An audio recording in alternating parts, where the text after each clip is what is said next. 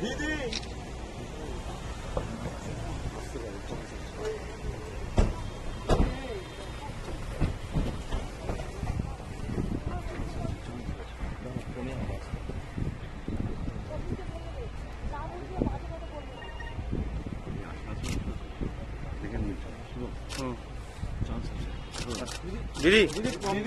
কংগ্রেসের সঙ্গে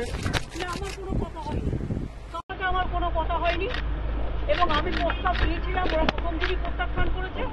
তখন থেকে আমাদের দল সিদ্ধান্ত নিয়েছে আমরা বাংলায় একা চলবো। ইভেন ওরা যে আজ থেকে র্যালি করেছে আমাদের একবার as a matter of country, আমি ইন্ডিয়ার অ্যালায়েন্স আমাকে একবার জানিয়েছে যদি আপনার রাজ্যে যাচ্ছে না, জানায়নি। সুতরাং আমার সাথে কোনো সম্পর্ক নেই বাংলার ব্যাপারে। অল ইন্ডিয়ায় কী করবো না করবো আপনার ইলেকশন ভাববো। আমরা সেকুলার পার্টি, আমরা বিজেপিকে হারানোর জন্য যা করা হবে। কিন্তু এখন কোনো চর্চা নেই, মিথ্যে কথা, অ্যাবসলিউটলি রং। মিথ্যেটা আমি বলবো না, বলতে অ্যাবসলিউটলি রং। কোনো কাগজ এটাকে নিয়ে পলিটিক্স করছে, এটা রং। আর একটা কথা বলতে এই কাজের চেপকে নিয়ে অনেকে পলিটিক্স করছে। ও তো জেলা পরিষদের সভাধিপতি আছে, আর ওকেও দুটো দায়িত্ব দেওয়া হচ্ছে, নাটক চতুর্দশ। এত মিথ্যে কথা আপনারা কেন বলবেন, কেন লিখবেন? দিদি শেখ শাহজাহানের বাড়িতে ফের ইডি রেড হলো আজকে। দিদি জোটে থাকবেন কি?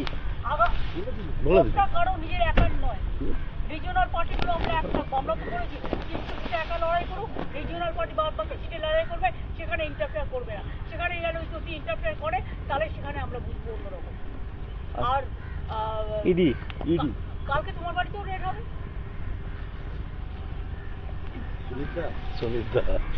বাড়িতে